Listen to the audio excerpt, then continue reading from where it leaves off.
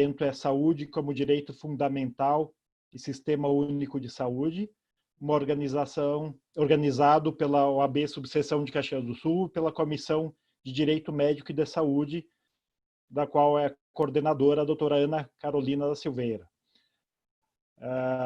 Esse evento, junto com outros que a gente está realizando nesse mês da advocacia, ele só é possível graças ao patrocínio da Universidade de Caxias do Sul, a UX, e a empresa R Master Sul Cartório Postal.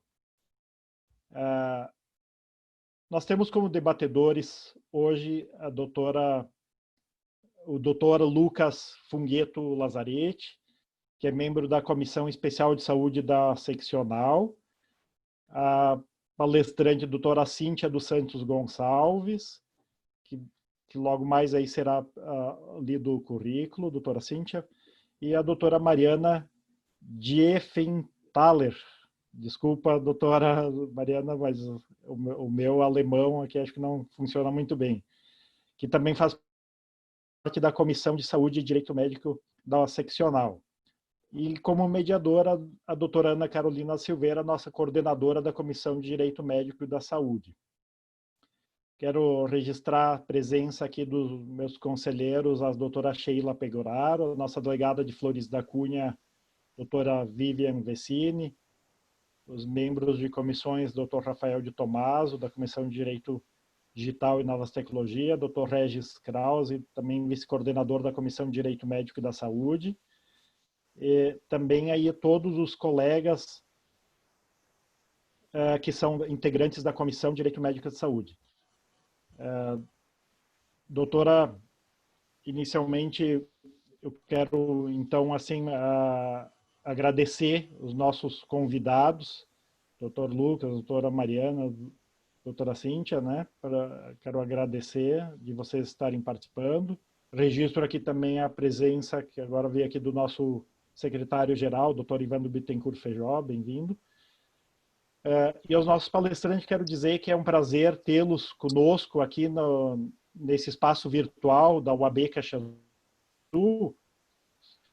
Lamento pela situação de não ser presencial esse evento, né, de a gente não ter o calor humano, mas como até estava conversando há poucos minutos antes com a doutora Mariana, talvez seja a forma de nos encontrarmos, né, e de, quem sabe, programarmos num futuro próximo um outro encontro presencial. Porque sempre é difícil, às vezes, adequar as agendas de todo mundo, né, e conseguir. Então, agradeço muito a presença de vocês aqui, de vocês terem aceitado o convite realizado pela Comissão de Direito Médico da Saúde, e é um prazer tê-los conosco. Estendo os cumprimentos, então, também à doutora Ana Carolina, e na sua pessoa, cumprimentos a toda a Comissão de Direito Médico da Saúde, pelo excelente trabalho que estão realizando aqui, não só agora no mês do advogado, mas em todos, desde que foi formada a comissão, todos os eventos aí que realizaram, sempre ombreando aí junto do aperfeiçoamento profissional da categoria.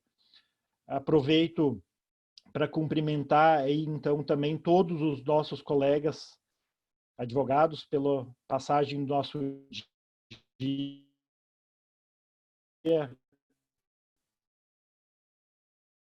ontem, né?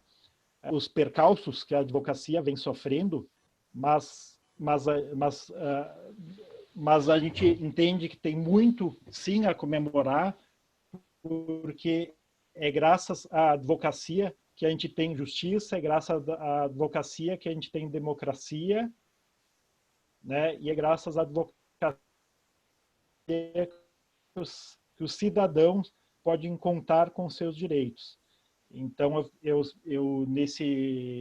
quero registrar aqui que eu me sinto muito orgulhoso de estar representando a advocacia caxiense nesse período de dificuldades e que, inclusive, esse período de dificuldades ele tem bastante a ver com o tema hoje que vai ser debatido, né? Porque quando se fala em saúde e se tem demonstrado desde que começou essa crise econômica já há alguns anos atrás e agora mais fortemente aí, por causa da pandemia, o quão é importante, né, de brasileiros e brasileiras estão procurando o Sistema Único de Saúde. E portanto, o tema ele passa a ter uma relevância, acho que até maior agora, nesse momento, inclusive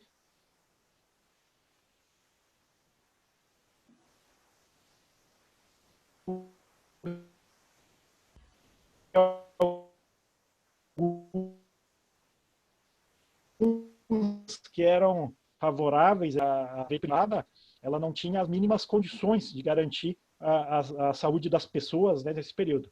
Então, sem me estender muito, quero agradecer mais uma vez os palestrantes por debaterem esse tema e a comissão por levantar essa temática, né, aqui para todos os colegas. Passo a palavra, então, para a nossa coordenadora da comissão, doutora Ana Carolina, por favor. Boa noite a quem nos acompanha, presidente, diretoria e colegas conselheiros, coordenadores também, que estão aqui da subseção de Caxias do Sul. Acho que estamos com uma pequena interferência, mas faz parte. Em especial, quero saudar aqui a Comissão de Direito Médico e da Saúde, da subseção, que se faz presente aqui pelo vice-coordenador, Dr. Regis, pela integrante Suzana Damiani, e mais colegas que eu não esteja aqui vendo por este meio. Quero agradecer carinhosamente aos palestrantes, a doutora Mariana, ao doutor Lucas e a doutora Cíntia, que vão vir falar hoje sobre saúde como direito fundamental e o Sistema Único de Saúde. Vocês me dão licença, eu gostaria de apresentá-los. A doutora Mariana é advogada, mediadora, especialista em processo civil, pós-graduada em psicologia forense, presidente interina da Comissão Estadual da Saúde, da OAB-RS, coordenadora da Comissão da Saúde e Direito Médico do IBDFAM e líder do Núcleo Jurídico do Instituto do Câncer Infantil. O Dr. Lucas, ele é advogado, pós-graduado em Direito do Trabalho e Processual do Trabalho, pós-graduando em Direito Médico, membro da Comissão Especial da Saúde, da OAB-RS, membro da Comissão e Direito Médico do IBDFAM e moderador do Grupo de Estudo em Direito e em Saúde, também da Escola Superior de Advocacia. A doutora Cíntia, que nos honra também com a sua presença, é advogada, possui graduação em Ciências Jurídicas e Sociais pela Universidade Federal do Rio Grande do Sul, pós-graduanda em Direito Processual Civil pela PUC do Rio Grande do Sul.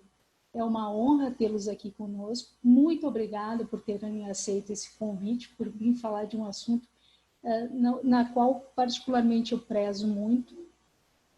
Vou passar a palavra, para não nos estender muito, para o Dr. Lucas, que vai falar um pouquinho dos princípios, competência legislativa e participação complementar do setor privado no SUS. Passo a palavra, Dr. Lucas. Muito boa noite, obrigado, doutora Ana Carolina. Fico muito honrado pelo convite da OAB Caxias, para a gente poder palestrar nesse mês do advogado. Cumprimento os demais palestrantes, a doutora Mariana, nossa presidente da Comissão Especial da Saúde aqui da OAB do Rio Grande do Sul, doutora Cíntia, nossa mediadora, doutora Ana Carolina. Também quero dar os parabéns para o presidente da subseção da OAB de Caxias, doutor Rudimar, que está fazendo um brilhante trabalho frente ao OAB Caxias do Sul. Hoje a gente vai falar sobre dois temas, saúde como direito fundamental e o Sistema Único de Saúde. Eu dividi esses dois temas em alguns subtópicos, como a doutora Ana Carolina comentou, então vou falar um pouco sobre os princípios, sobre a competência legislativa, sobre o direito fundamental à saúde e a saúde suplementar, esses dois ramos, participação complementar do setor privado no SUS e uma introdução para depois os demais palestrantes também continuarem o assunto. Então, iniciando, propriamente dito, o tema, o direito à saúde no nosso país, um direito fundamental. Ele é previsto na Constituição Federal, de 1988, mas ele só foi elevado a esse patamar através dessa Constituição. Anteriormente, ele só previa a competência da União para legislar sobre a defesa da saúde. Então, foi a partir dessa Constituição que ele se elevou a um direito fundamental. Então, como a saúde, né, é um direito fundamental, e quando o Estado ele é ineficiente, né, o paciente ele pode exigir do Estado essa proteção desse direito. O que acontece? As pessoas entram na justiça, ajuizam ações, né, pedindo medicamento, custeio de medicamentos, de procedimentos. O problema é que isso acaba elevando o processamento de casos contra o Estado, né, e acaba afogando o judiciário. Isso é um problema. Um outro ponto que é importante também é que o direito à saúde ele é tanto para os brasileiros, né, como para os estrangeiros que aqui residem. Então, não tem essa distinção entre estrangeiro e brasileiro. Sobre os princípios, né, no tocante aos princípios, nós temos princípios constitucionais, né, que são aplicáveis ao direito à saúde, né. Eu destaquei 4, que eu acho que são os mais importantes para a gente falar hoje, né. O primeiro é o princípio da dignidade humana, que é o princípio matriz de todos os direitos fundamentais. Né, uma vida digna ao ser humano está estritamente interligada ao direito à saúde desse indivíduo, né. Um segundo princípio, que é o princípio da igualdade, né, que é o mesmo tratamento do Estado em face de pessoas que possuem condições distintas, né, situações diferentes. Depois a doutora Cíntia vai dissertar um pouco sobre esses casos práticos, né, e sobre essa aplicação do princípio da igualdade. Então, pessoas que possuem situações diferentes devem ser tratadas de maneiras iguais, né, perante o direito fundamental à saúde. Por exemplo, se for uma pessoa rica, também deve ter um tratamento igual que uma pessoa que é pobre. Né, o inverso é a mesma coisa. Então, condições socioeconômicas diferentes, tratamentos iguais. Terceiro princípio, que eu também acho que vale a gente destacar hoje, o princípio do mínimo existencial. Né? Então, o Estado ele precisa garantir o mínimo de existência digna ao indivíduo, né, através do quê? De políticas públicas eficazes. E o quarto princípio, né, que é um princípio bem comum para quem litiga nessa área da saúde, que é o princípio da reserva do possível. Né, todas as iniciais que tratam sobre pedidos de medicamentos têm esse tópico, né, que é um ponto discutido nessas demandas, né, que o Estado ele só poderá estar compelido, né, só pode ser compelido a prestar essa demanda da saúde se houver uma capacidade econômica para tanto. Então, precisa de verbas para poder trazer esse direito fundamental para a sociedade. No tocante à competência legislativa, né, na nossa CF, na nossa Constituição Federal, nós temos a previsão nos artigos 22, 23 e 24 sobre as competências legislativas para tratar sobre diversos temas. Né? Hoje a gente vai ver sobre o direito à saúde. Então, no artigo 22 da CF, a gente tem a competência exclusiva da União. No artigo 23, nós temos a competência comum dos entes federativos para tratar sobre diversos temas. E no artigo 24, nós temos a competência concorrente, né, entre os entes federativos. Então, a competência comum, o que seria a competência comum? A competência comum é aquela que é atribuída a todos os entes federativos, né? E no tocante à saúde, tem a previsão no artigo 23, inciso 2. Já o entendimento majoritário da doutrina, né, é que essa questão de legislar sobre saúde é de caráter concorrente, ou seja, primeiro a União vai tratar sobre esse tema e de forma suplementar os estados e os municípios vão poder complementar as normas da União. Né? A previsão está no artigo 24, inciso 12. O que a gente entende, então? Que para o entendimento da doutrina é que, para se legislar sobre direito à saúde, precisa primeiro a União e, caso de forma suplementar, os entes federados, que seriam quem? O Estado e o município nesse caso. É diferente da saúde suplementar. Na saúde suplementar, como é que acontece? A saúde suplementar é a União que tem a exclusividade para legislar sobre a questão de seguros e planos de saúde, ao contrário desse caso. Como a gente já está falando sobre saúde suplementar, né, direito fundamental, direito à saúde, já vou fazer um questionamento antes da minha explanação. Se a saúde é um direito fundamental, né, e o Estado ele é ineficiente, ele não consegue trazer isso para a sociedade, né, a quem caberia fazer esse direito, trazer esse direito para a população? Né, que a gente observa na prática que a realidade é distinta da ideologia. Né? Então, diante da ineficácia do Estado, grande parte da população começou o quê? A adentrar na esfera da saúde suplementar, né? A ter planos de saúde. Então, por que eles pedem isso? Por que eles contratam plano de saúde? Para ter um acesso um pouco mais rápido a custeio de medicamentos, né? De tratamentos, de consultas. Né? O crescimento foi tão grande que em 98, né, eles editaram a lei, a 9656, que é a lei dos planos de saúde. Só que eu vejo um problema aí. que eu vejo? Eu vejo que muitos usuários de planos de saúde, eles têm um entendimento errado, porque eles confundem, né, os seus direitos frente aos planos de saúde com o direito fundamental à saúde. O direito fundamental à saúde, quem deve fornecer é o Estado, de forma ilimitada, não a saúde suplementar, não o plano de saúde, né? O plano de saúde, a saúde suplementar é o mercado privado que oferece o que está dentro da lei, né? Então, acho que nesse primeiro tópico, nesse primeiro tema, esses são os pontos iniciais. Referente agora ao segundo tema, que é o SUS, o Sistema Único de Saúde. Parte introdutória, né? O SUS, ele foi criado, 30 anos está fazendo agora em 2020, né? Foi criado através da Lei 8080 de 90, e depois, através da Lei 8142, trouxe as normas para a gestão do SUS. Então, o SUS ele é balizado pela descentralização, né? O que isso significa?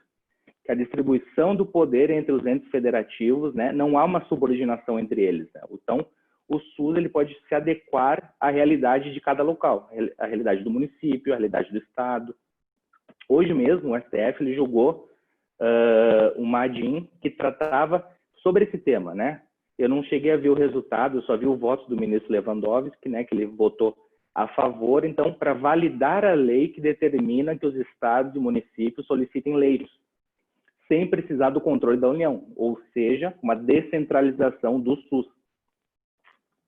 Um outro ponto que também merece destaque hoje na nossa conversa, né, principalmente nesse tempo de pandemia, é a participação complementar do setor privado no SUS. O que seria isso?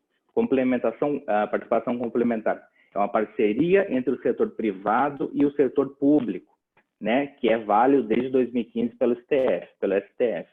Só que para se ter essa parceria público-privada, a gente precisa de 3 requisitos que sejam preenchidos. Vou destacá-los agora. Primeiro, que esse contrato ele precisa ter cláusulas exorbitantes, né? O que é uma cláusula exorbitante? É aquela cláusula que permite que o contrato seja alterado, até rescindido de forma unilateral pelo ente público, sem anuência do ente privado.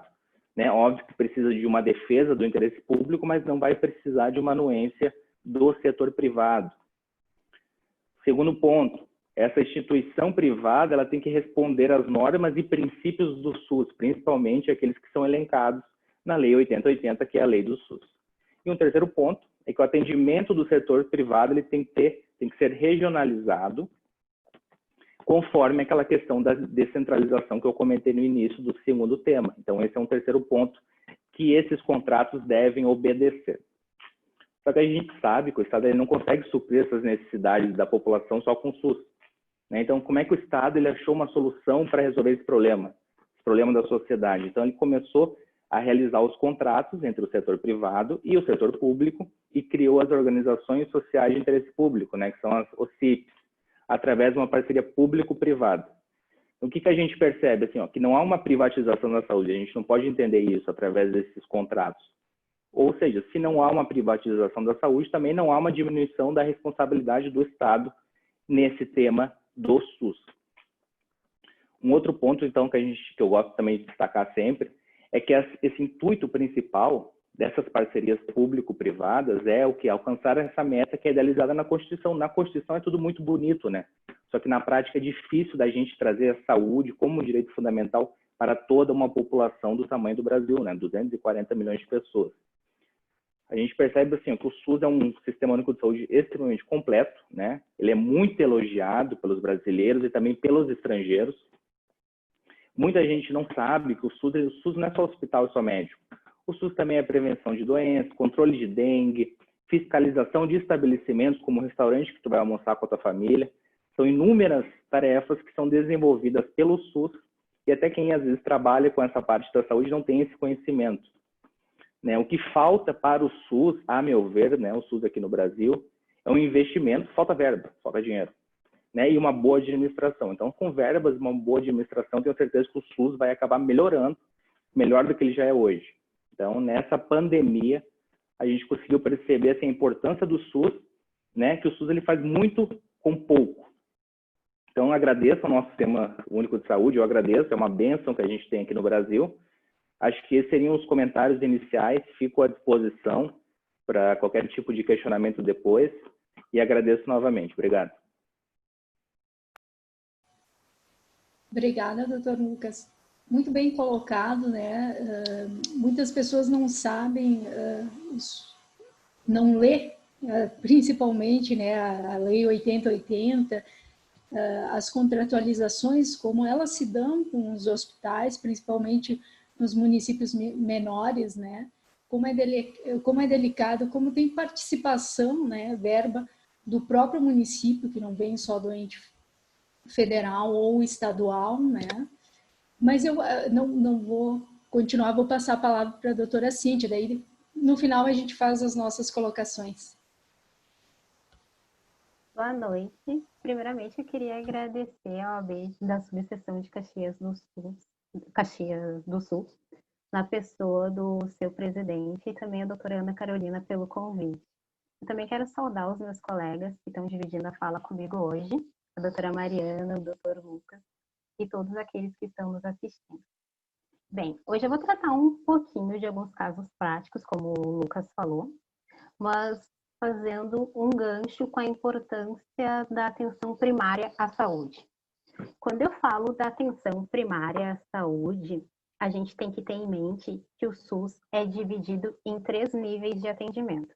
Tem o primeiro atendimento, que vai ser o objeto da minha fala, em que ele é composto pelas unidades básicas de saúde, pelos postos de saúde e também por agentes comunitários da saúde e também por núcleos de apoio à saúde da família, entre outras iniciativas. O segundo nível seria para abranger aqueles casos de média complexidade, em que aí seria as unidades de pronto atendimento, os hospitais e escolas. Já o terceiro nível de atendimento seria para aqueles casos de alta complexidade, que seriam os hospitais de grande porte, em que pegaria aqueles casos que o segundo nível, devido à falta de infraestrutura ou por não ter um grande nível de especialistas, não conseguiria suprir. Então, esses casos ficariam restritos ao terceiro nível. Só que quando a gente olha para essa estrutura, essa divisão de níveis do SUS, a gente percebe que, por vezes, acaba havendo uma sobreposição de níveis. Porque eu acho que alguma vez a gente já deve ter ouvido falar alguma pessoa falar: eu não vou no posto de saúde ou não vou à unidade básica de saúde porque eu não vou conseguir ser bem atendido ou não vou conseguir resolver o meu problema. Aí o que as pessoas fazem? Acaba procurando o segundo e terceiro nível, que seria os hospitais. E isso acaba sobrecarregando, porque volta e meia a gente acaba escutando algum relato, principalmente agora, nesse momento de inverno, enfim, até mesmo antes da pandemia, que as emergências acabam ficando totalmente sobrecarregadas. Tanto é que muitas vezes acaba se falando, porque a pessoa primeiro não vai no posto de saúde, porque não vai na unidade básica. Só que a gente acaba percebendo que esses locais acaba faltando estrutura para atender essas pessoas. Porque, como o Lucas falou, falta recursos para o SUS. Daí, apesar disso, essa divisão que foi feita, ela tem relação com a Organização Mundial da Saúde, porque foi criado esses níveis de atendimento porque visa promover, resguardar e manter a saúde do indivíduo. Só que, como eu falei, a gente percebe que o primeiro nível, que seria a porta de entrada do SUS, como é conhecido, acaba não sendo fornecido recursos suficientes.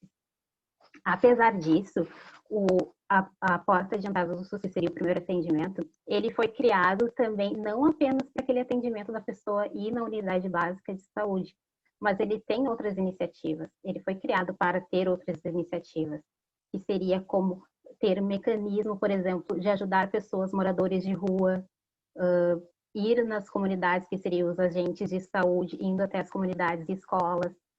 Só que o que a gente vê é que falta recurso para essas pessoas também conseguir fazer tudo isso. E aí, nesse momento da pandemia, a gente acaba percebendo a grande importância que o primeiro atendimento teria. Porque o que acontece?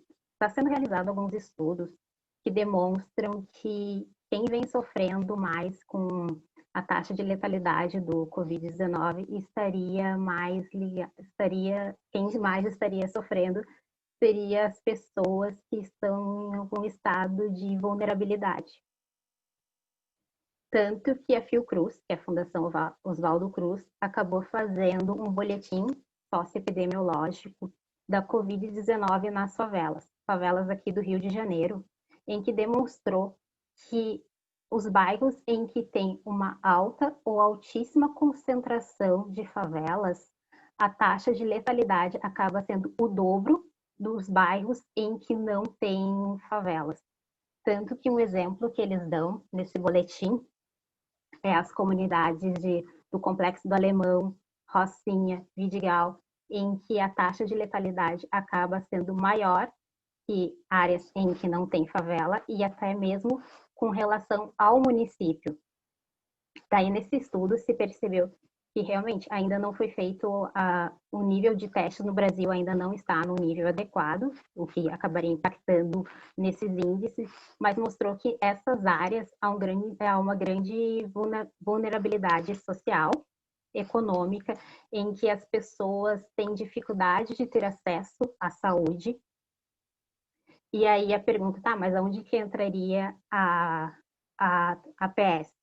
Bom, alguns estados, em contrapartida, como Minas Gerais e Belo Horizonte, estão reestruturando o atendimento primário. O que eu quero dizer com isso? Nesse momento da pandemia, eles estão fazendo alguns tipos de iniciativa. Belo Horizonte, por exemplo, eles criaram um GT, que seria com agentes da saúde, junto com lideranças comunitárias, para conseguir ajudar essas pessoas. Então, eles estão fazendo, por exemplo, vídeos informativos do que seria o Covid, os métodos que devem ser adotados para conseguir se resguardar, e também até mesmo prestar algum tipo de auxílio às pessoas que já têm algum tipo de doença pré-existente. Então, como nesse período há uma dificuldade dos agentes irem até essas comunidades, eles estão fazendo com que essas lideranças, por exemplo, tenha alguma pessoa que tem algum sinal que está apresentando sintomas de Covid. Então, eles entram em contato com esses agentes da saúde para que, a partir disso, eles consigam tomar as providências. A mesma coisa Nova Lima, Minas Gerais. Eles estão fazendo parcerias também com lideranças comunitárias, em que essas lideranças também, caso eles identifiquem que tem alguma pessoa que está apresentando sinais do Covid-19, eles entram em contato com esses agentes comunitários e também eles também estão fazendo outro tipo de iniciativa. Eles estão distribuindo máscaras para as pessoas de baixa renda ou pessoas que são moradores de rua. Eles também estão orientando pessoas de como conseguir benefícios nesse período. E também eles estão criando um atendimento mais de perto para naqueles lugares em que se sabe que há algum tipo de violência doméstica.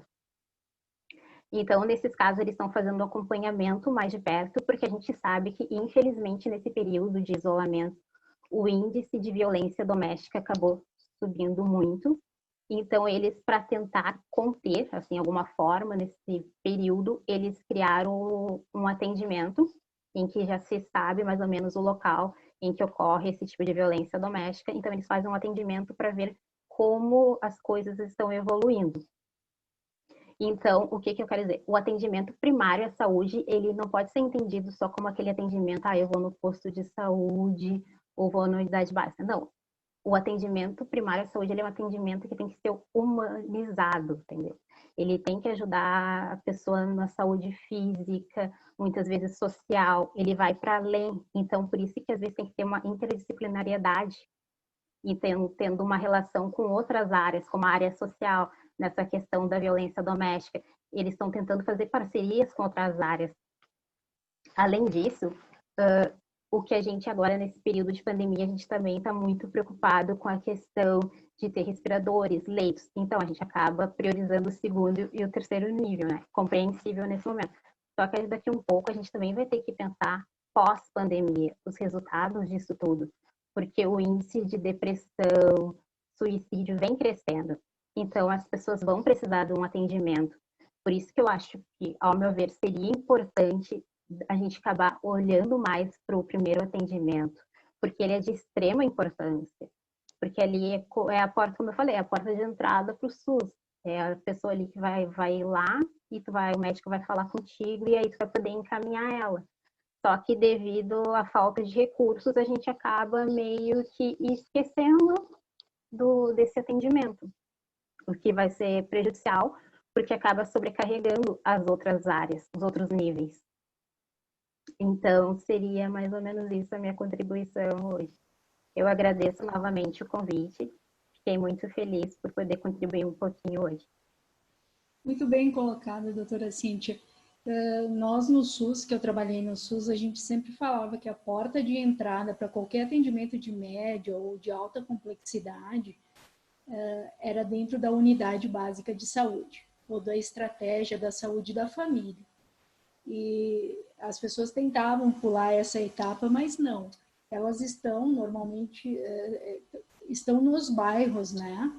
Os municípios que tomam conta, e ela é importantíssima, e ela não trabalha só com isso, ela trabalha com toda a educação, né? Sim. Com os agentes de saúde, né? Doutora Mariana, a palavra está com a senhora. Boa noite a todos e a todas. Eu agradeço o convite da doutora Ana Carolina. Eu cumprimento o presidente Dr. Rudimar, os colegas Cíntia Santos, o Lucas Lazzaretti. Vi que está conosco a Vanessa Rodrigues, da Comissão Especial da Saúde. Vi que estava também a Isadora Dalmolin, da Escola Superior da Advocacia, ali do Grupo de Estudos em Direito e Saúde, a Lívia, a Tati, e a Cíntia, que foi, inclusive, sorteada com um livro, outro dia, no Advogado no Direito Médico. Então, já pessoas queridas que a gente vem trabalhando juntos e os que estamos conhecendo hoje. Realmente, falar sobre saúde, hoje em dia, é algo muito próprio de todo mundo, né? A temática aí pautou o semestre inteiro, mas para quem trabalha com a área já vem de antes de Declaração Mundial de Pandemia e de estado de exceção que vivemos, de calamidade. Então, eu, quando pensei em falar no convite, eu tinha ido para o lado de falar do tema de repercussão geral, 793 e o 6, né, do STF, mas às vezes os caminhos nos levam para outros lugares e senti um chamado para falar um pouco sobre sociedade, sobre a ciência jurídica e a ciência social.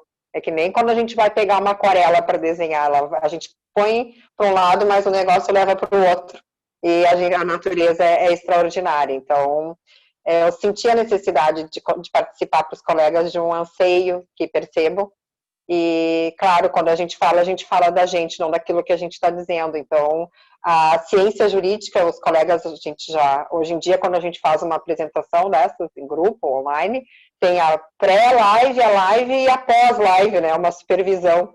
Então, eu já havia percebido que os colegas iam ser científicos e observadores, né, com estudo de casos, e pensei em trazer um leque, então, trazer um pouco de um viés filosófico, sociológico, do empirismo, para que a gente fique bem rico nas nossas indagações. A ciência jurídica, como uma ciência, dizem até que o que é ciência? O que é direito? Então, ela é um conjunto ordenado de normas, organizados, para atender uma função social, uma pacificação social. Então, além desse caráter normativo, a ciência jurídica tem um caráter de justiça como um valor e tem esse caráter filosófico, porque a gente está sempre num ramo de incertezas quando a gente fala no direito. A gente trabalha com hipóteses. Através da observação, a gente cria um problema, trata com algumas hipóteses de solução desse problema e chega a uma conclusão. Então, cientificamente, ali, a Lei 8.080 do Sistema Único de Saúde, a gente olhando ela percebe ali, tem os princípios, né, a organização, o sistema tripartite de saúde, que é estadual, federal, municipal. Então, isso é muito claro. Ocorre que nos parece, primeiro, a temática do encontro, quando eu olhei, eu vi que é direito fundamental da saúde. E ali a gente já pode fazer algumas considerações nessa ordem que estaria propondo. A saúde é um direito social. Ela é um direito fundamental de segunda geração. Ela é um direito fundamental, sim, de segunda geração. Então, como um direito social, a gente já pode perceber, nós que estudamos direito, estudamos ciência jurídica e social, tá certo? Então, me parece que o direito está muito valorizado na ciência jurídica. Ele se apegou um pouco nisso, se prendeu um pouco nessa ciência jurídica e acabou um pouco inflexível em algumas situações, né? Então, a ciência jurídica ela é muito voltada para o individual, liberal, ela vem com esse viés, tanto que ela é de origem europeia, então a gente tem toda uma história desse direito que a gente trabalha diariamente, né?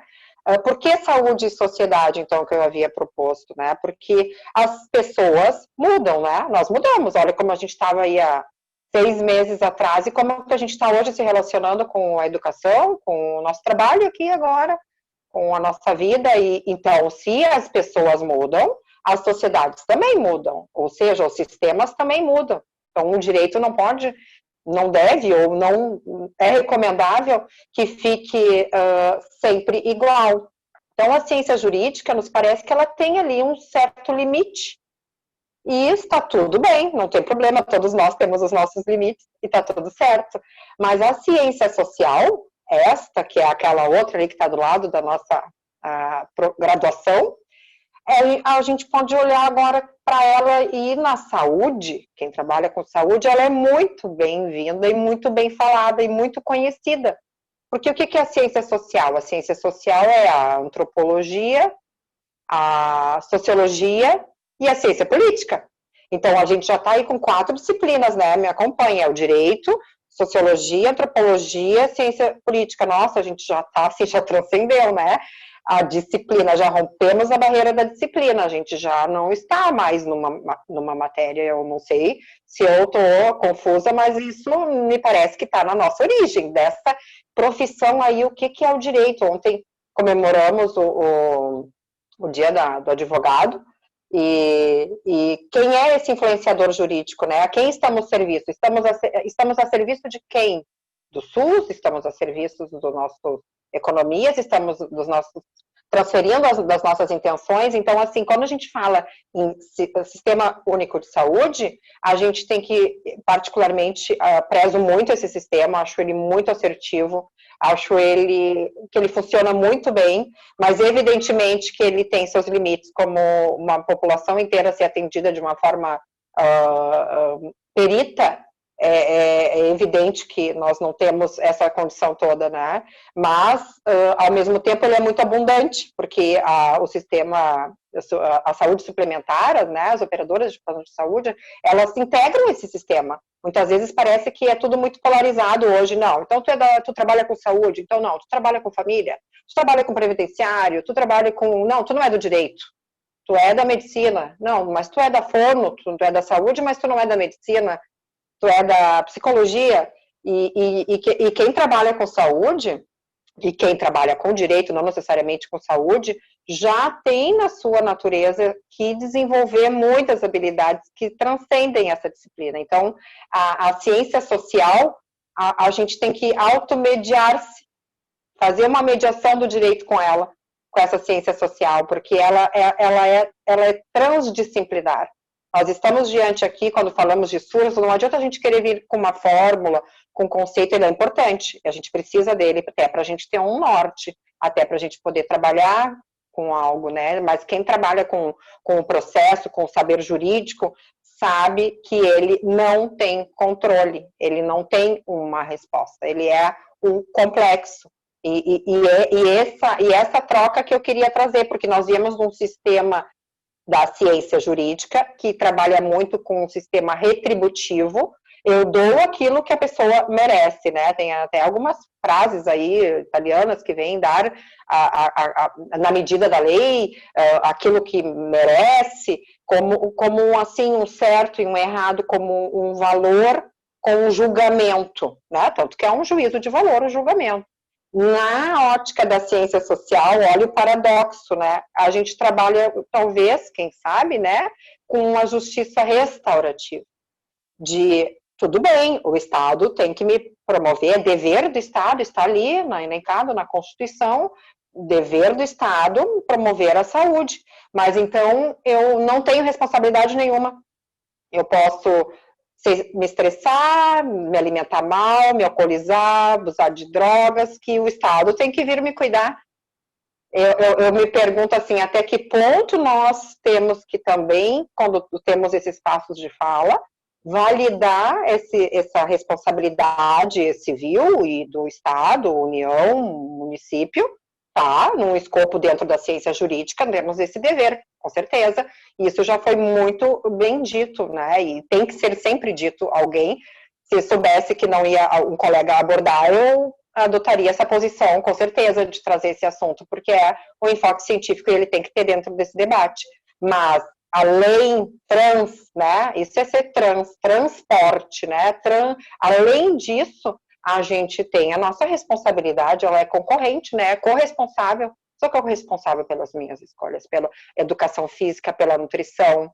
Então, há muitas vezes trabalhando lá com o direito da saúde, por exemplo, ali como no Instituto do Câncer, atendendo as famílias, a gente percebe que existe um pouco assim dessa natureza de eu não me responsabilizo, de que venha e me salve de um problema, eu não tenho responsabilidade sobre o meu problema. E isso, eu acho que essa justiça retributiva não colaborou. Eu acho que a gente, com a ótica dessa justiça restaurativa, desse outro princípio, dessa ordem, nesse novo convite de nos corresponsabilizarmos, de exercitar o não julgamento, de pensar que quando há uma disputa, por exemplo, entre entes federados que tem, se isso não é do município, se é da União, a gente compreender que dentro disso existem também toda uma questão econômica, então não adianta a gente ficar julgando nesse aspecto. Me parece mais positivo lá nos reportar a ciência social, lembra? É política, ciência política,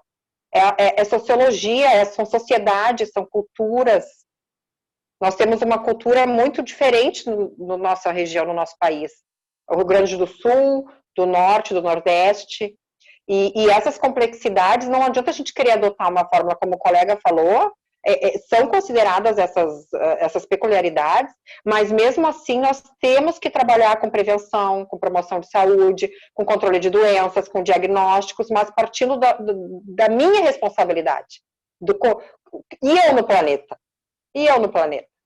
Porque senão nós ficamos sempre naquele lugar infantil, onde eu não quero crescer, onde alguém vai vir me salvar e vai, através de um procedimento, ou de um advogado de um processo, ou de um médico de um remédio, de uma cirurgia. A saúde não é ausência de doença. Saúde é bem-estar, é alimentação, é não estar estressado, é saúde mental. E isso, muitas vezes, não aparece, não fica evidente, eu não investigo isso. E aí eu imputo a um outro uma responsabilidade que eu não tenho comigo. Então, quis hoje trazer um pouco desse olhar, desse convite do direito olhar para a ciência social e se apropriar dela e integrar. Está tudo integrado. Isso não é, então se é da ciência jurídica, não é da ciência social. Não, é assim. E romper a barreira da disciplina, a gente que trabalha com direito, é importante a especialidade, né, e a perícia naquela matéria, mas a gente exige, a natureza do nosso trabalho exige que a gente se aproprie de outras disciplinas.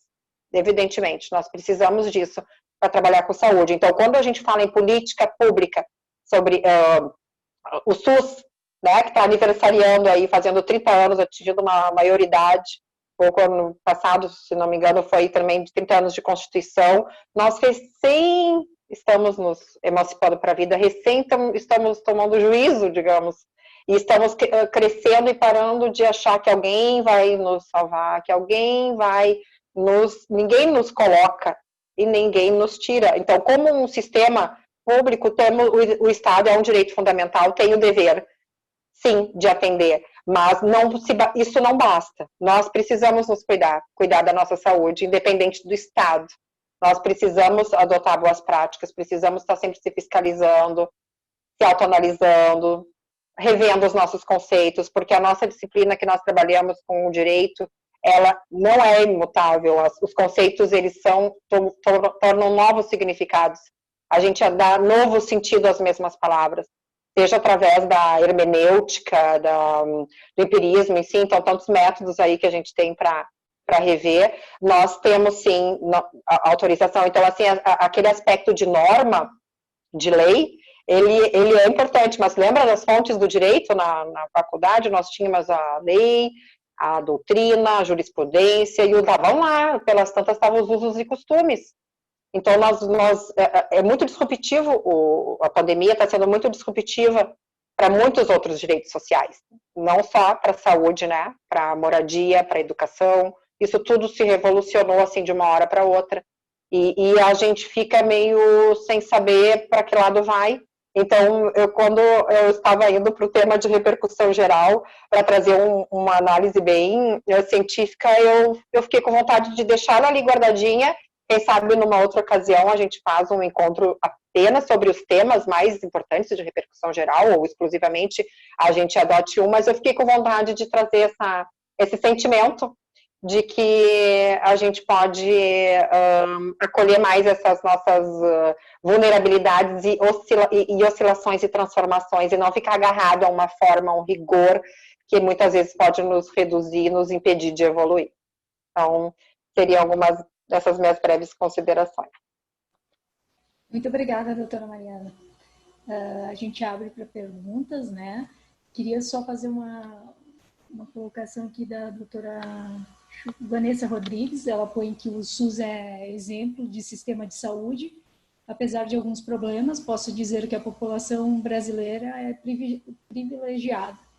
Embora não tenha sido mencionado, acho que um dos princípios da saúde brasileira é a universalidade, né? Temos aqui também um comentário do Luiz Fernando Ferreira. Luiz Fernando Ferreira, ele trabalha no Sistema Único de Saúde da cidade de Bento Gonçalves, conhecedor bastante das normas de saúde. Com o desfinanciamento do Sistema Único de Saúde devido à Emenda Constitucional 95 de 2016, o subfinanciamento do NASFES, que creio que é o Núcleo de Apoio à Saúde da Família, e dos ESF, Estratégia da Saúde da Família, acaba prejudicando a evolução da atenção básica e o melhor atendimento da população. Foi uma das colocações, eu acho, da doutora Cíntia. E tem alguns... Eu gostaria só de saber se daria para abrir um microfone do doutor Regis e da doutora Suzana, integrantes da comissão. Boa noite a todos. Com a palavra, doutor Regis. Bom, doutor Rudimar, doutor Lucas, doutora Mariana, doutora Ana Carolina, a todos os demais, uma boa noite. Acho que foi muito bem explanado até agora, né? Eu estou aqui aprendendo com os debates de todo mundo aqui, a gente todo dia aprende, né? Eu entendo que a gente aprende todos os dias, a gente nunca é conhecedor de tudo. Mas agregar as informações que o doutor Lucas, a doutora Mariana também, a doutora Cíntia colocou, nós temos, o SUS sim é um excelente sistema, é um excelente sistema. Nós temos ótimos profissionais que atuam tanto na área particular, digamos assim, e também presta serviço junto ao SUS, né? Então, eu acredito sim, eu compartilho essa opinião que foi falada, que o Sistema Único de Saúde nosso aqui é plausível, pena que tem pouco investimento. Mas, assim, diante da situação, é de tirar o chapéu, sim. Eu não... sempre tem o que melhorar, né? Como em qualquer coisa, sem falar na questão financeira, mas, como eu disse, nós temos excelentes profissionais de referência que prestam serviço tanto em questão de plano de saúde, como no particular. Vamos dar um exemplo ali, que nós temos o SAMU, né? O SAMU também, olha o serviço que é prestado através de profissionais também de referência que, na verdade, não aparecem muitas vezes. Estão ali atrás, fazendo a telemedicina, os pacientes, enfim. Agregar só esse pequeno detalhe aí nos debates aí dos colegas. Obrigada, doutor Regis. Doutora Suzana? Bom, primeiramente, queria agradecer a oportunidade que a doutora Ana Carolina traz a toda a OAB Caxias, na medida em que organiza essa live. Agradecer ao Dr. Rudimar todo o apoio que tem dado às propostas que são levadas à direção da presidência da OAB, a direção, toda a comissão que acaba decidindo o que é aprovado, o que não é aprovado. Agradecer a doutora Mariana, a doutora Cíntia, doutor Lucas, cumprimentar a doutora Ana Carolina pela linda iniciativa e pela brilhante proposta. Doutor Regis, sempre também presente nos eventos. Então, eu queria cumprimentar todos por essa oportunidade, como disse o doutor Regis, de aprender. E acredito que, sim, a gente, como ser humano, eu vou usar uma frase do meu filho mais velho, segundo ele, para situações mais adversas, ele tem uma frase de um atleta que ele diz assim: mãe, a gente nunca perde, ou a gente aprende ou a gente ganha, né? Então, eu acho que hoje, além de ganhar, a gente aprendeu muito, então, um momento muito oportuno. Mas vou aproveitar a oportunidade que a Ana me deu de falar, e tenho na verdade, duas questões que eu acho que eu já vou deixar as duas para que as pessoas que estão com todos os elementos para falar possam trazer um pouco mais de informações. Primeiro, uma questão ao Dr. Lucas, não necessariamente só ele, mas por conta de ele ter trazido a questão de o SUS ser responsável, né, o Sistema Único ser responsável por toda essa questão de universalidade, e nós temos os planos ou outras formas de suplementação. Mas, como o SUS não dá conta, nós temos uma espécie de comercialização da saúde. E, às vezes, isso também estabelece confusões ou noção de que até onde vão os limites. Nessa situação, nós vivenciamos, como noticiário, na semana passada, a falsificação de vacinas contra a gripe. Então, assim, empresas ou clínicas que comercializaram vacinas sem o devido rigor. Como é que fica a responsabilidade das distintas esferas do Estado, seja municipal, estadual, federal, em relação a uma situação como essa? Porque nós nos deparamos com vítimas, ou seja, eu sou usuária do SUS, eu me sinto muito segura, mas já temos problemas muito sérios em relação à confiabilidade com relação ao sistema de saúde, com relação à vacina. E acontece um fato como esse. Como é que a gente vê a questão da responsabilidade? E a outra questão, eu já vou deixar em tela, talvez a doutora Mariana, com essa questão de a gente olhar de forma retributiva ou restaurativa, também retomando o que o doutor Lucas falou, se a gente vê que é igualitário, o SUS é igual ou deve atender igualmente a todos, tanto o que tem condições ou o que não tem condições, talvez não seja possível fazer uma leitura equitativa do que seja o direito, mas não só no sentido de pensar as condições, mas a opção pelo estilo de vida. É o Estado, sim, responsável por uma pessoa que opta, vou dar um exemplo, por ser fumante a vida toda. E eu sou portadora de câncer, eu tive câncer de mama, eu convivi com pacientes que fizeram quimioterapia, radioterapia. Então, assim, você vê o ônus que é para um plano de saúde ou que é para o Estado, uma sessão de radioterapia, de transporte. Na época que eu fiz meu tratamento, eu sequer tinha isso na minha cidade, eu precisava me deslocar de Caxias a Porto Alegre. Então, assim, é realmente um ônus que o Estado deve assumir por uma opção da pessoa que resolve ser fumante, porque eu tinha uma colega que era fumante, ela não estava lá pelo SUS, ela estava pelo plano de saúde. Mas é esse um ônus que a sociedade precisa pagar?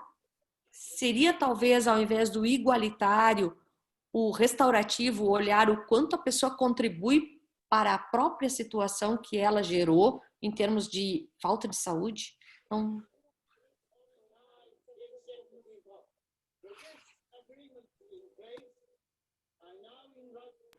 Fica... Doutor Lucas, quer responder? Posso responder. Boa noite, doutora Suzana, né, um ótimo questionamento.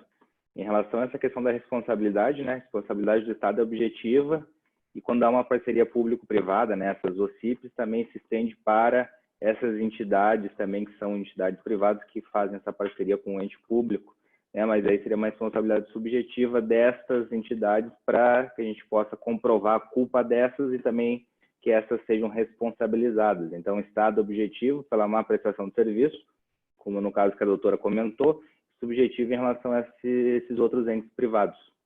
Acho que seria mais ou menos nesse sentido. Vou fazer uma breve observação. Pensando no que a gente tem, por exemplo, de toda uma campanha, faz um investimento, tem todo um custo de marketing do Estado para convencer a pessoa a fazer uma vacina. Qual é a responsabilidade de desfazer esse mal-entendido? Nós não temos nada na legislação que diga, olha, você causa um dano na compreensão das pessoas sobre o bem-estar que uma vacina pode dar. Então, assim, às vezes a nossa legislação também é limitada. E esse é um desafio que depois vai para a doutora Ana Carolina, ela vai saber onde é que eu quero chegar. Ficou a deixa, né, Ana? Então, assim, não temos isso, né? Doutora Mariana, tu quer responder a outra pergunta? Sim, achei a doutora Suzana Damiani muito tenaz, né? Em relação às perguntas, não pude deixar de pensar na bioética, né? Evidentemente. As questões estas de autocuidado, de amor próprio, de até que ponto a gente é responsável por uma cultura ou por uma falta, às vezes, de cultura, né? Evidentemente, passa por aqueles princípios da não maleficência, da beneficência, da autonomia e da justiça. Porque eu tenho autonomia da vontade para eu fazer o que eu quiser com o meu corpo. Claro, o meu corpo, ele é meu. Mas, ao mesmo tempo, tudo bem, ok, você fez isso, mas... E até que ponto eu tenho que reparar? Acredito que sim, com certeza. Campanhas de prevenção, de promoção de saúde, educação, esses espaços, isso é, sim, dever da sociedade e acredito que das políticas públicas, com certeza. Mas tem um limite, nos parece. Então, assim, acho que a bioética é mais uma outra disciplina agora, né? A gente não obstante todas as que a gente já passou, assim, nesse nosso diálogo breve, quantas o direito já teve que se reportar, agora mais uma da bioética com esses princípios, assim, de não maleficência, vem no sentido aquela de que em relação, até vou um pouquinho na conversa com o Lucas antes ali dos remédios, né, de cobaias, de sermos cobaias para remédio, porque eles ainda não estão plenamente testados, e uma política pública adota ou deixa de adotar, sei lá, um off-label. Então, assim, são interrogações bioéticas, né, são dilemas filosóficos. Não tem como a gente chegar aqui e dizer, sim, não, o Estado tem que, sim, ser responsável pela pessoa que não se cuidou, porque ele lá na origem... Porque quando tu fala em processo de desenvolvimento humano, tu fala do feto, bebê, aí tu fala do adolescente, adulto, velhice. Então, de certa forma, o Estado ele ficou responsável pelo processo do desenvolvimento humano quando ele lá na lei de diretrizes e bases ficou responsável pela educação. Então, ali ele pecou, porque ele não passou uma educação assertiva, afirmativa, a tal ponto de impedir isso. Então, desse lado, poderia advogar nesse sentido, né? Em contrapartida, também poderia falar que com todos os recursos e informações disponíveis, a autonomia, o livre-arbítrio, ele é singular. Então, a disciplina que eu poderia trazer, acredito, para agregar nessa reflexão, muito bem, coube muito bem, né? Ela foi a da bioética, de que esse princípio da autonomia realmente é um princípio que merece também bastante debate, né? Outro dia, ouvindo um professor, ele falava em princípio da autonomia compartilhada. Nossa, compartilhada, me conte mais. Porque sempre foi tão individual a autonomia, então agora nós estamos aqui, pessoal, reunidos, vamos fazer já o nosso termo. Nós estamos aqui com uma autonomia compartilhada, né? Então, vou distribuir essa autonomia e vou passar para a doutora Ana Carolina aí. Eu vou só pedir licença, porque quando a doutora Mariana fala na questão da Lei de Diretrizes e Bases, é mais grave, doutora, quando a gente olha para os temas transversais que estão previstos nos PCNs. Eles estão previstos desde 1998. E eu gostaria de saber qual escola até hoje trabalhou efetivamente com os temas transversais. E lá os temas transversais não dizem respeito só à saúde, dizem respeito à educação financeira, dizem respeito ao direito do trabalho, dizem respeito aos direitos fundamentais. Então, nós temos uma lacuna entre a formação, e aí eu vou ser um pouco mais dura. Eu acredito que isso seja uma responsabilidade do Estado, na perspectiva de que ele autoriza as instituições formadoras a formar profissionais que vão atuar nas escolas e que deveriam estar fazendo isso. Então, na medida que eu entrego um diploma para um profissional e ele tem de ir para uma escola e fazer isso e ele não faz, nós temos uma responsabilidade, talvez solidária, de todas as instituições formadoras. Muito bem colocada. A doutora Vanessa Rodrigues, ela coloca que sobre esse assunto, né, que ela entende que envolve a prevenção. Antigamente o fumo era estimulado e não era informado os problemas, né? Como hoje ela acaba discutindo às vezes a liberação e a autorização do uso de certos tipos de agrotóxicos nos alimentos, penso que o Estado, então ela compartilha disso, teria sim responsabilidade por fazer essa liberação. Doutora Cíntia, eu teria uma pergunta, na verdade, ela é simples, mas ao mesmo tempo é complicada, né?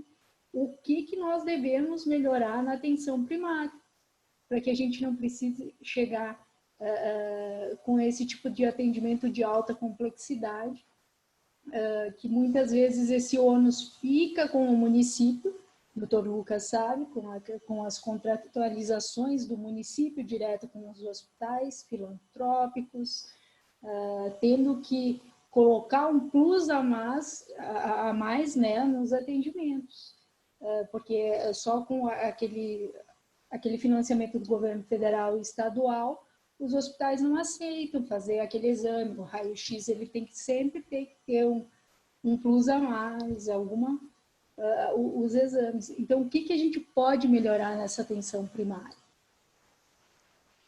E a população também, né? Sim. Não faltando as consultas. Sim, foi até uma coisa que eu acho que eu abordei brevemente, é que as pessoas também não dão muita atenção em ir nesse atendimento primário e também tem uma dificuldade de seguir uma rotina, né? Até mesmo aquela questão do pré-natal, de ir em todas as consultas. As pessoas têm uma dificuldade, não precisa, não é uma coisa de nada, né? Acaba meio que deixando de lado e vai ver mesmo só lá no final. Mas uma coisa que eu identifiquei um problema no atendimento primário é que falta investimento, né? Porque o que acontece muitas vezes, essas unidades de atendimento, postos de saúde, unidade básica, acaba não tendo, às vezes, falta médicos para atender. Volta e meia a gente vê algum caso no jornal em que, na unidade básica, falta algum médico especialista, daí a pessoa acaba se socorrendo para o hospital. Então, acaba criando uma imagem de que, não adianta eu ir no posto de saúde, porque eles não vão fazer nada, eu vou ficar horas numa fila para tentar uma consulta, muitas vezes, por não ter médicos e até mesmo falta de medicamento, tu acaba, às vezes, demorando meses para conseguir uma consulta de alguma especialidade e as pessoas acabam desistindo. Então, acaba criando uma imagem de que, não adianta eu ir nesse primeiro atendimento, que seria o posto de saúde. Então, ao meu ver, falta um investimento bem grande nessa área, que a gente acaba não dando, porque como os recursos ao SUS já são limitados, acaba havendo uma priorização no segundo e terceiro nível, né, que seriam os casos de médio a alta complexidade. Investimento, então. O Luiz Fernando coloca que o Estado, né, são 3 entes com diferentes poderes e atribuições, está na Lei 8080, enfim, e cada um cria seu plano, que acaba não sendo compartilhado ou aderido pelo outro, né? Nós temos essa descentralização da saúde, né, até porque Norte, Nordeste, Sul, cada um tem suas particularidades, e Mas nós vimos isso acontecer agora em meio à pandemia, né? Esse desencontro entre o Ministério da Saúde, secretarias estaduais, secretarias municipais, até dentro do nosso estado.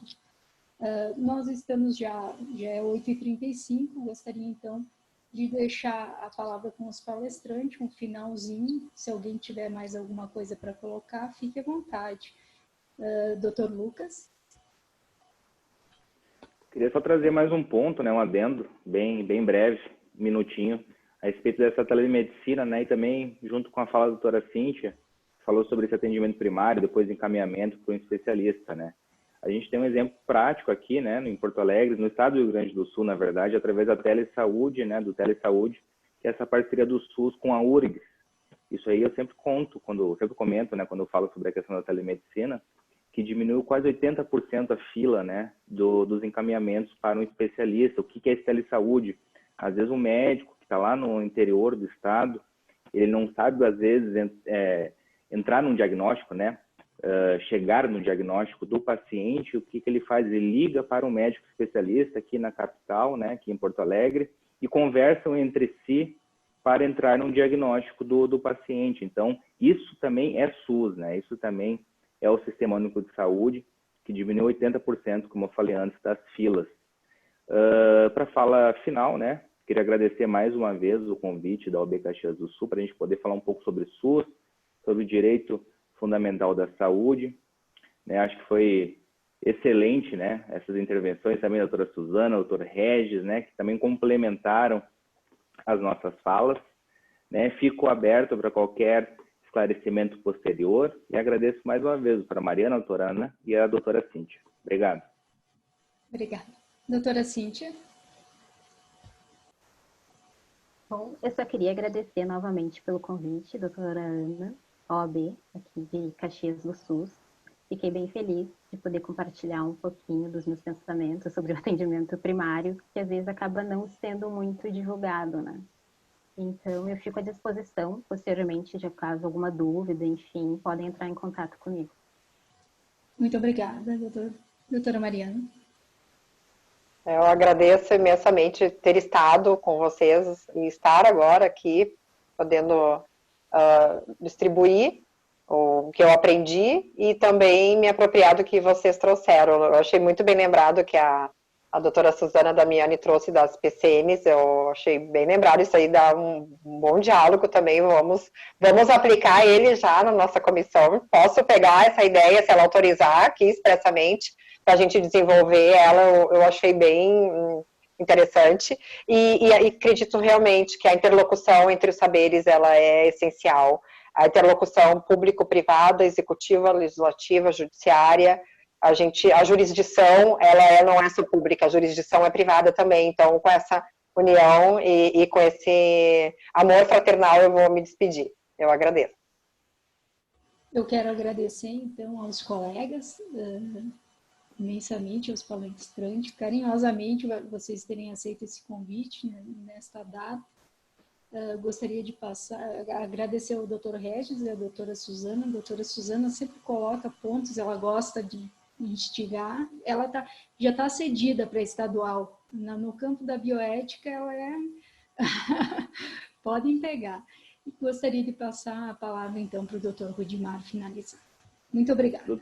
Doutora Ana, se me permite só fazer um convite para a nossa Conferência Nacional da Saúde, que eu esqueci de comentar anteriormente, né? Infelizmente, os ingressos esgotaram hoje, mas a gente já pediu para a OAB Rio Grande do Sul abrir mais vagas. Então, a gente vai ter a nossa Conferência Nacional na semana que vem, entre os dias 17 a 21 de agosto. 30 palestrantes de todo o Brasil, webinários segunda a sexta, às 10 às 12, e lives no período da noite no Instagram da nossa comissão. Então, é realmente imperdível. Convido todos a participarem. Obrigado. Aproveitando o ensejo de convites, eu quero também, já antes de fazer a fala final ali, de convidá-los todos para amanhã. A gente tem nesse mesmo horário, nesse mesmo canal do Zoom, nesse bate-canal, bate-horário, a gente tem o uso da tecnologia para fechar acordos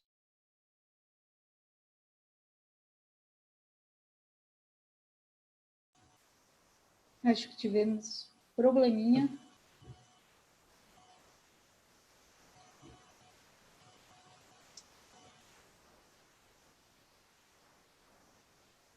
No sentido de acordo. Quero a Mariana, a doutora Cintia. Doutor Rudimar, estamos com problema, não estamos escutando. O trabalho que vocês, pela palestra que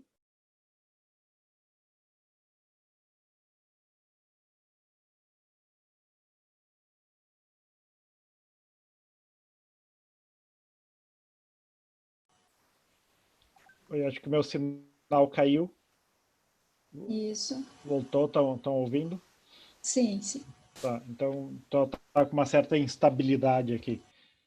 Mas então não vou me alongar. Eu quero agradecer sinceramente, então, doutor Lucas, doutor Mariana, doutora Cíntia, por terem ministrado essa palestra hoje aqui e terem emprestado seus conhecimentos sobre esse tema que causa de muita discussão, né, muitos debates, e que se viu aí que ultrapassam a seara do direito, né, indo para um debate até mais filosófico.